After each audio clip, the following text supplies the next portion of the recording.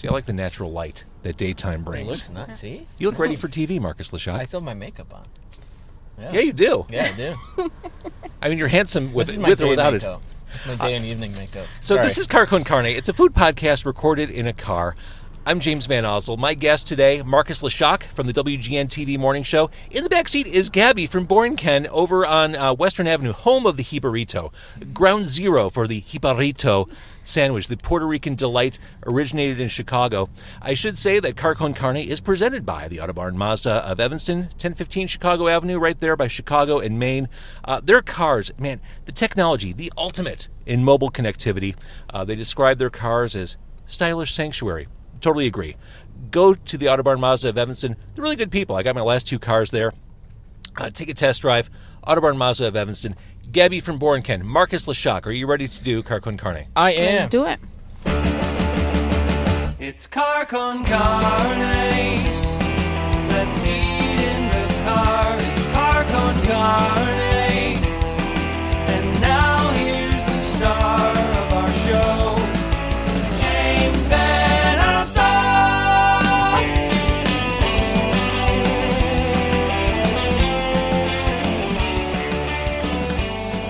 This is funny. As we're doing the Facebook Live, Giorgio just checked in and said, I can smell the garlic from here. I was going to say, can you smell it? Can you smell it? Right before we started recording, I said, this is going to be a smell that just clings to the car for a little while. It really is, but that's the best part. It's And the your best clothes. It'll stay on the clothes.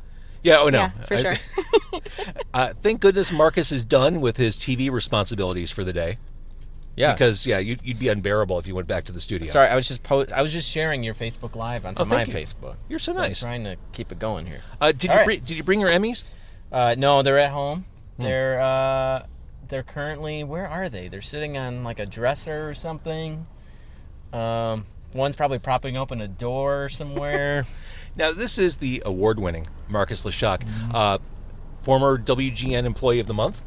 Yes. Now, wow, you're going way back. That was like nine and a half years ago or something. Was that the moment when Larry Potash was put in his place when you won that award? It was for a long time. It was a running joke with Paul Conrad. Like he wanted to be Employee of the Month so bad, and he never was. And it was kind of a running bit. And I started working there. I think my second month at WGN, I was named Employee of the Month because I had a blog at the time, and it did like 1 million page views. It was doing like a ridiculous amount of page views back then, and so they gave me Employee of the Month, and it was this huge to do because he was like, "Hey, he's been here for 10 minutes, and he's Employee of the Month." Well, from a blog that had 10 million page views, here we are at Car Con Carne. That's right. Your career backslide begins right now. That's right. Here it is. It kind of peaked early. Right. You're done. I peaked early, and it's okay. So Gaby is here from Borinquen in the back seat. Borinquen, home of the jibarito. It is a sandwich that I mentioned started here in Chicago. And I thought you could give history on this delicious sandwich, this Puerto Rican sandwich. Yes, so it was created by my uncle, Peter Figuroa. I want to say in the 1990 actually. And he had the restaurant on California, Borinquen restaurant. That was the original. And he opened that in 1987. I'm going to go ahead with that date.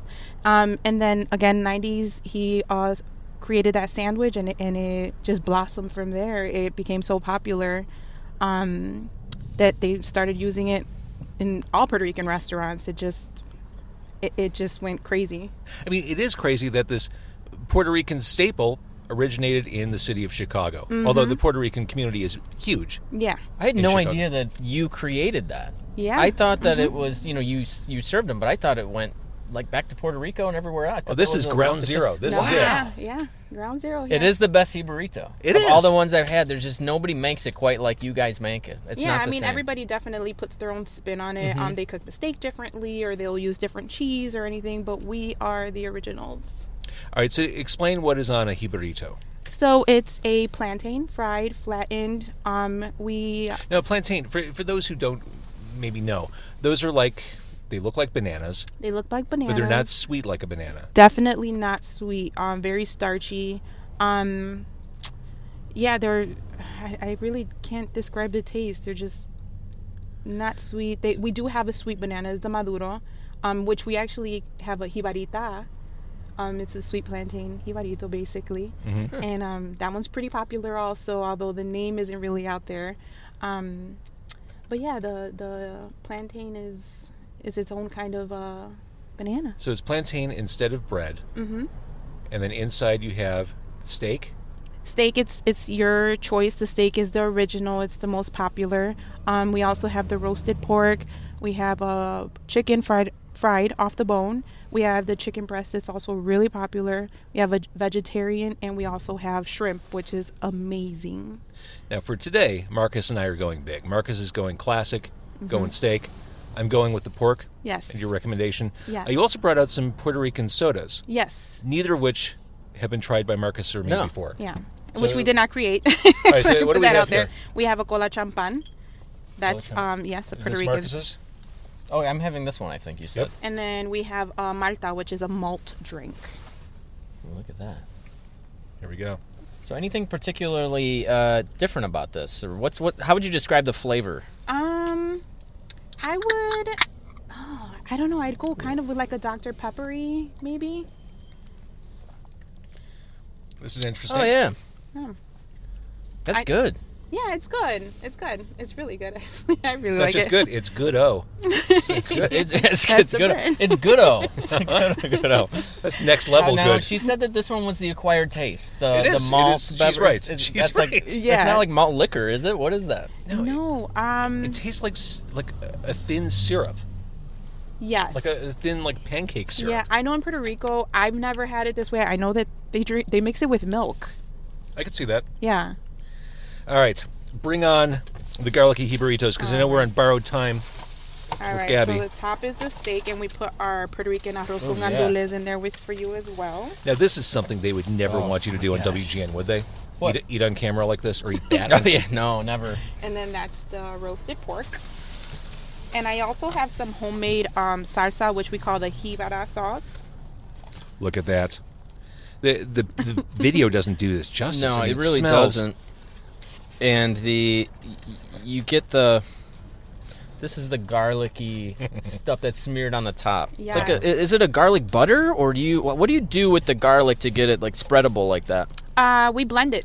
We just blend garlic. You blend it. Yep. You blend it with anything else, like with Olive butter? or oil. anything? Olive oil. I don't know if you guys are into hot sauce, but that's Yes. it's a little spicy. Not too much. It's not overbearing. I like my jibarito how it is, but do you Just want nice. extra hot Oh, sauce? Oh, you brought I- napkins. No, Okay. I And I don't brought mess some with forks. don't mess with the original. Marcus? Forks? All right. Okay, this is... Woo! It's been a while since I've had one of these. They're the best. A coworker They are of the mine best. is a big Green Bay Packers fan, and I'm of course a Bears fan. And we always had, for a long time, I used to work the evening shift, and we had a jibarito bet on Bears Packers. So whoever, twice a year, we'd have twice a Bear season, we'd have a jibarito, and so whoever won had to pay. So if Bears won, she had to pay for the jibaritos, and Nice. Seems only it's a right. great story. All right, so what's in the rice, Gaby? The Sausage? rice is just what we call salchichon. It's a type of sausage, and then just like it's what we call sofrito. So we put onions and green peppers, red peppers, and kind of blend it all up to where it's like in a chunky consistency. Do I have And permission then to eat this? we cook it with the rice. What's that? Can I eat? Yeah, dude. All right. This is what people pay to see. Marcus, when you were doing Metromix, did you ever get tired of seeing yourself all around Chicago? Seeing like myself. I feel like you were everywhere. Well, that was part of the job, and we were on 5 nights a week. Mm-hmm. Live show 5 nights a week, and we were bars, restaurants, clubs, whatever was opening. That was where we were going to be. So, man, just to think about all the places we went and how much work there was. We had such a small staff to do a live show like that every night. You were It was everywhere. crazy. I mean, We were everywhere. that's how I first became aware of you. Yeah. Yeah, I mean, you became the de facto Chicago guy on TV. You were omnipresent. Wow. It was still TV, though. But I was watching. I mean, Right. you can't overstate the value of local content, and No. that was as distinctly local as it got. It was, and it was. Yeah, I love where I'm at now, and I love our show. But I think so many of us, we've all kind of gone our different ways. Everyone from who worked at Metromix with me. And I think a lot of us look back at that time. At the time, you know, you don't realize sometimes when you're in the middle of something, Right. how much fun you're really having. Totally agree. And then later on, as the stakes get higher, the ratings get bigger, there's more responsibility, and you can't take as many chances as you could when you were on the cable station. You could throw anything you wanted up against the wall. Just go in the back room with the camera and put something together and just put it on TV and see what happened. It's harder to do that, you know. So it was a lot. It was a lot of fun, and we had it was a great time. I think in all of our lives, the ages we were all at. Well, you look perpetually 25. Maybe it's the makeup. It's the makeup that I'm still wearing. Right. Gabby, this is ridiculous. It's so good. I'm eating it with a fork because otherwise it will be a disaster. Yeah, it gets a little messy. I think messy adds to the experience, though. It does. Yeah. There's another level of challenge when you eat it in a car out of a styrofoam for sure. container, which is...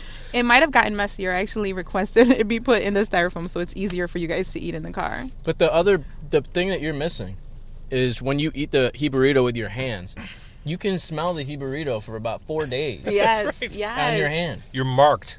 Every time. You just lift your hand up above your waist and you're Yeah. like, oh, yeah, I remember the jibarito I ate 3 There's weeks ago. no hiding what you ate, for sure. No. So, Oh, it's delicious. going back to the WGN morning show, are there other shows on during that time slot? I mean, this is Very like a dynasty. dynasty. This is like the Bulls in the 90s. This is the Blackhawks in the aughts. This is... WGN morning show is indomitable. Yeah, I think because it is a unique Chicago show. Very much. And, you know, particularly, you know, when it launched, it was up against Today Show, Good Morning America. And I grew up, I mean, gosh, that was 25 years ago now, the show launched, and I was watching it when it launched. I was younger, but just to have that kind of counter-programming and to be able to develop something that is unique feels like when you turn it on, you feel like you're watching people who get the city. Who get just the area. Again, you can't overstate the value of local. Yeah, and there's also no BS with us. Like, people ask all the time, what's Robin like? What's Larry like? They're like what you see. Like, that's what makes the show successful. I don't think it's a really secret recipe or anything. It's just you've got people who are great people, great personalities, and they're just able to be themselves on television. Well, I think there is a secret recipe, and from my vantage point as a viewer, it's that balance between entertainment and news. Right. And be able to switch on and off effortlessly as news really dictates, or as the moment dictates. And when I first started, our news director at the time, Greg Caputo was his name, and he told me, it's like the success of the show, everyone goes to the comedy bits and everything else, so the success of the show is that when something hits the fan, you trust our show. And you will come to us for news. And you stay for the fun. But without being able to trust us and know that we are giving you the information that you need, the show would not be as successful as it is. And he was right about that, I think. Totally agree. Gabby, how much longer do we have you for? If you guys don't need me, I mean... I know you're on borrowed time. But All right, we'll let you go. Yeah, for sure. Thank you so much Yes. for... No, thank you guys for I just coming got to by. the cheese. Right. And if people have had it, because there's some places by me that do jibarito, like there's no jibarito like this. I appreciate So if that. you haven't had the Borinquen jibarito, you haven't had one. Like Yeah. this is, nobody does the plantains right. Right. Like you get the I don't know what your secret is, but however you do it, you Well, it's guys like- have it right. It's Yeah. that melty American cheese that's mixing up with the pork and the garlicky mayonnaise. Yeah. This is fantastic. And the great thing is, I took today off. I've got a nap in my future. There you go. I'm All right. living the Marcus Leshock life Right. this afternoon. I'm going right to bed after lunch. All right, Gabby, thank you very much. Thank you. Thank you. All right, so Thank here's you. what's going on Facebook Live. We're going to continue recording for the podcast, which will be available on carconcarne.com and iTunes, etc. But we're going to turn the video off. Please watch out for the podcast. That'll be coming later tonight. That's Gabby from Borinquen. That's Marcus Leshock. Both of them are delights. All right, thank you for so watching much. on Facebook Live. Bye-bye. Bye. And we're officially at the halfway point of Carcon Carne. Carcon Carne, presented by the Autobarn Mazda of Evanston. Okay, back to the show, and Marcus Leshock from WGN Television. Are you very much that roller coaster enthusiast I see in video? Yeah. So When did that start? Was that like from childhood on? yeah, Gosh, the one thing about our station, our job, is they let us kind of pursue our interests, and particularly our show, everyone has their like niche thing that they kind of geek out about. Mm-hmm. And I've always been a big coaster nerd, complete from the time I was a kid, going to Great America with my dad. And I always loved roller coasters. I loved learning about roller coasters, about the science behind them. I was really scared to get on a lot of rides until I was in about like 5th or 6th grade is when I first started going on roller coasters.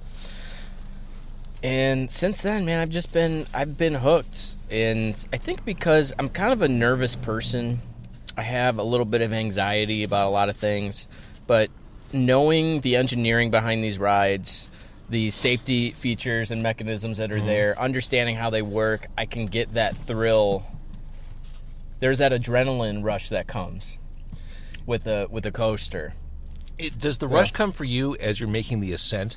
Because that's when I feel like my body is on high alert. When you're going up those tracks, the click, click, click, click, click before the drop, that moment before you hit top speed. Yeah, I think that's, for me, it's more excitement. Like some people talk about that as nervousness. That nervous energy comes out.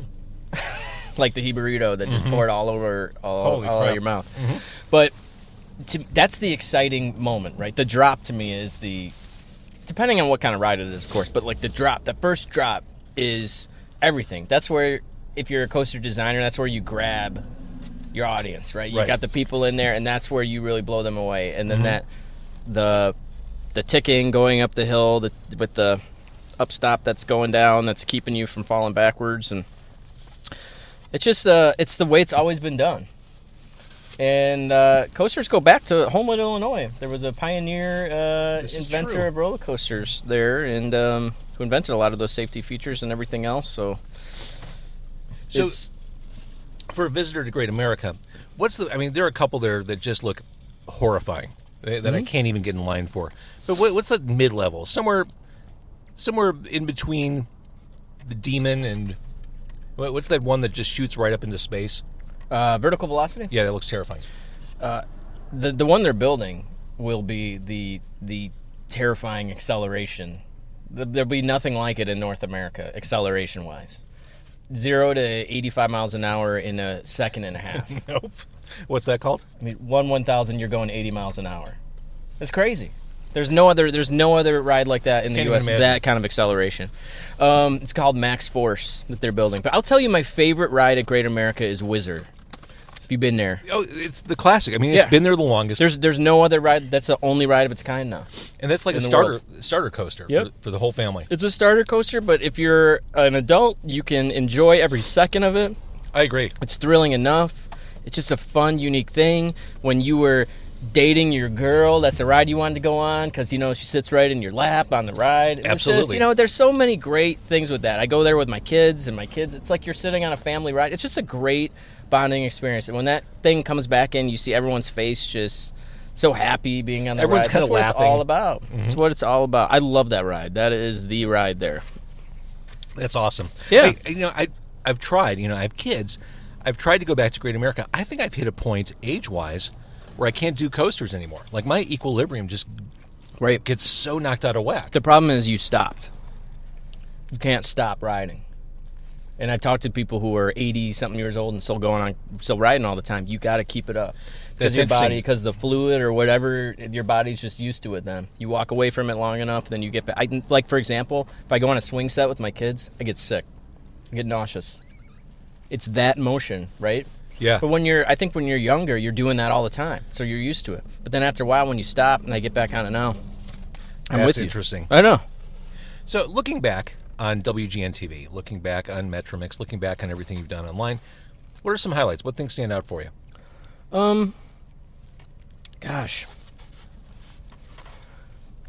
My job has changed so much from when I started. I really started, Metromix was, an entertainment show when we started.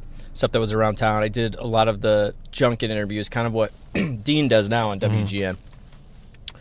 Going to places and interviewing stars and celebrities, that was cool. It was cool when I was younger just to learn how that whole machine works, right? Oh, that whole promotional and machine. it's a machine. Yeah, and you've seen it in radio too. Just you're lined up for us in TV. You're lined up in a hotel room outside of a hallway, and in the hotel room is The Rock. Right, you're waiting your turn for your 4 minutes with The Rock. Somebody goes, Fox goes in front of you, NBC goes after them, CBS, then you, and you sit down in the chair, and you sit down. You have like 2 seconds to greet The Rock, and then you've got 4 minutes on tape, and then they hand you the tape, and then you leave. It's just this whole well-oiled machine, and these guys are traveling all over the world doing that for however long, promoting their movie. So it was good. Those were fun experiences, and gosh, that feels like so long ago. But yeah, so just things have changed for me so much, and then we started doing so much food coverage and doing our food show, and then going to WGN, and now I'm anchoring the news some days, which is wild to think. I know it's been great, and I've had the best managers who, I walk into my manager's office and say, I think I'd like to try to anchor the news, and they sit down with you and say, one, I think she would tell me that's absolutely never a possibility for you if it wasn't. She said, all right, well, let's figure out how because television is kind of a no BS business. Like, they're going to put it all out there. Yeah. There's just no time. Yeah. There's no time for BS, right? And so well, let's figure out a way to get you to do that and see if you can do that. And so put me on CLTV and doing this and filling in here, giving me tips this or there. So it's been good. And so a highlight for you is just growth.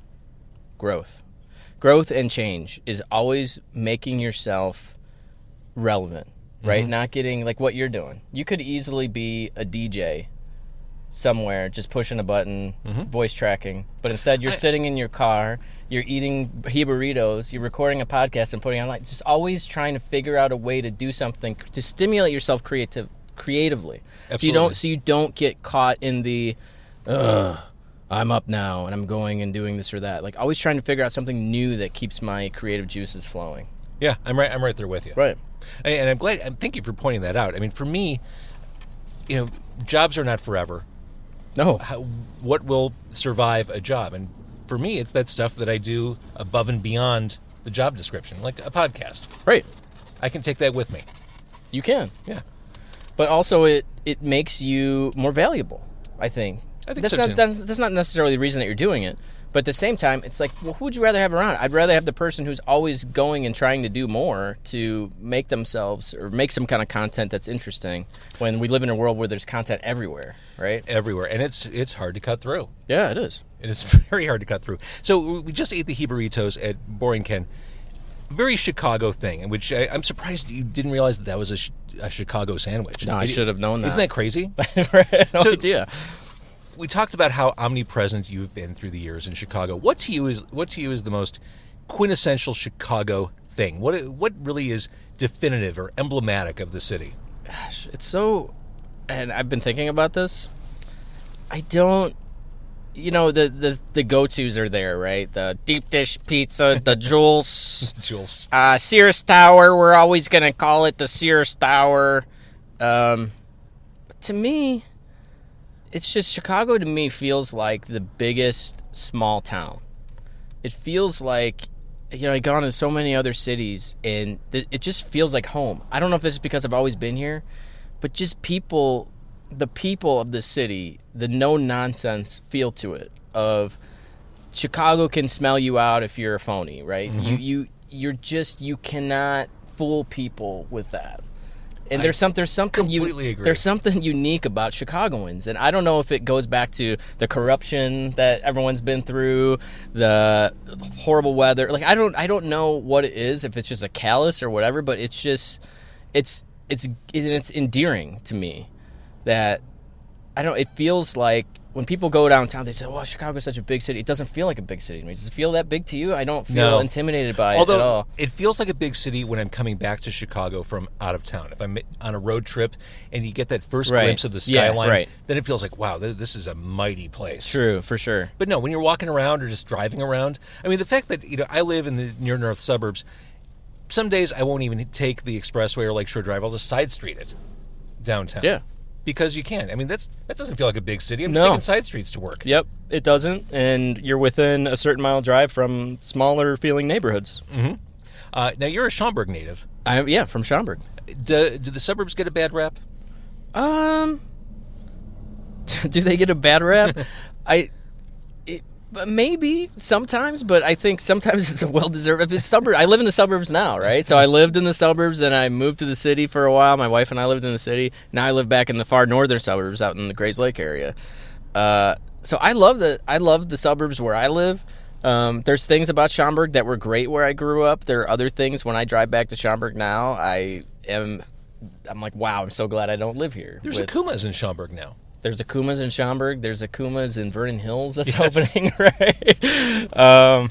Yeah, so it's, I mean, how do you feel about it? Do you think the suburbs get a bad rap? Yeah, I do. Yeah. I feel like it's that. I think it's a youthful thing. Like when you're in your 20s, yeah. Screw the suburbs. Screw 708, 847. We are in the city. We are living with gang tags on our garages. We're proud of it. I'm 100% suburbanite now. There's no doubt. I am a yard person. I want a garage. We live on a lake now, so I've got a house on a small lake, and it's like, this is it. It helps that I work in the city all day, so I play in both. I feel the same way. I love the city. I've been here my entire life, but there's nothing wrong with living a little bit removed from the city. No. You can still get the grit and fun and excitement of the city. Yeah. Where I live, when I leave in the morning, in the middle of the night at 2:45 in the morning, I see stars. Like a lot of stars. Yeah, that's cool. Not just, there's maybe the North Star. There's a lot of stars. That is character building. Are you ever not tired? I'm tired. Normally right now when we're recording this, I'm taking a nap. So I am pretty tired right now and pushing through. But the key is to figure out when to sleep and how much. If you sleep too much during the day, then you can't sleep at night. Then you get all off track. So you just need to get a little bit of sleep during the day. But, all right. So I'll let you go home and sleep.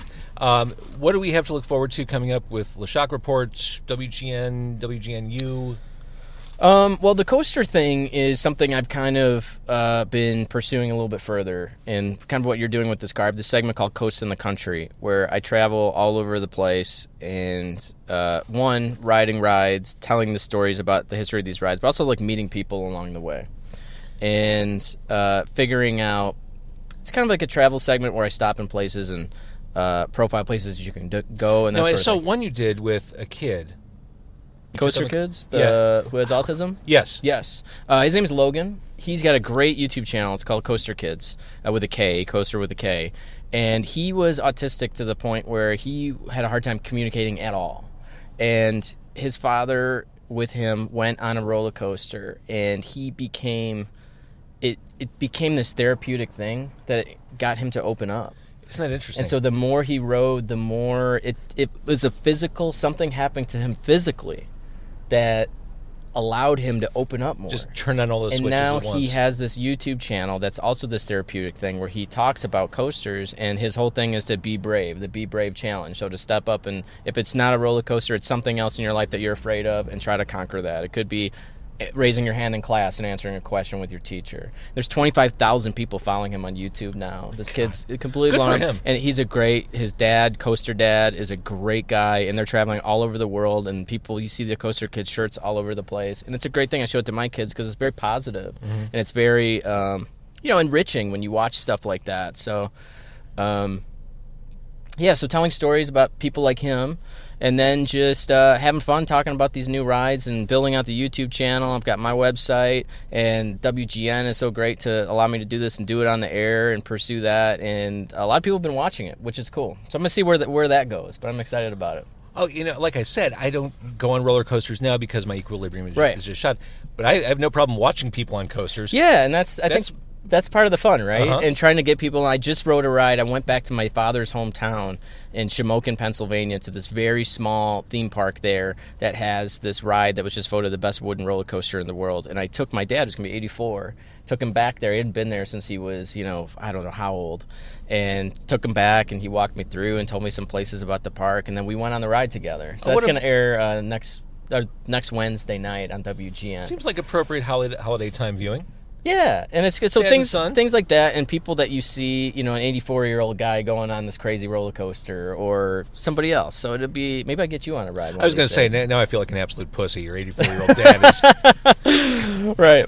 so. Right. Thanks. All right, so cool. You're busy, Marcus. Right. In summary, Trying to stay busy. you got a lot going on. Yep. So we'll see you on TV. We'll see you on YouTube. We'll see you freaking everywhere. I thank you so much for having me on, and thank you for the jibarito. Thank Gabby. Right, and my wife will thank you later. And when It's she the gift smells that'll this, it's the gift that'll keep on giving all when day she's long. washing our sheets and everything else, because it just won't come out. You got to go through the wash like 3 or 4 times, probably. It's one of those things. Remember back in the day where smoking was allowed in concert venues? Like, it was one of those things where you'd go to a concert at Metro or Double Door or wherever. You couldn't walk in the back door of your house without wanting to completely disrobe because Right. you reeked of cigarettes. It's the same thing, only with garlic. I just went bowling with my son, and I was thinking about that. There was a day where you couldn't see Right. couldn't see like the keeping score thing, the projector in the bowling because there was so much smoke. Yeah, you could do a Right. cool light show. You could. All right, Marcus Leshock, thank you so much. Thank you. Car Con Carne is presented by the Autobarn Mazda of Evanston. Please, if you like this podcast, tell a friend. Thank you for listening.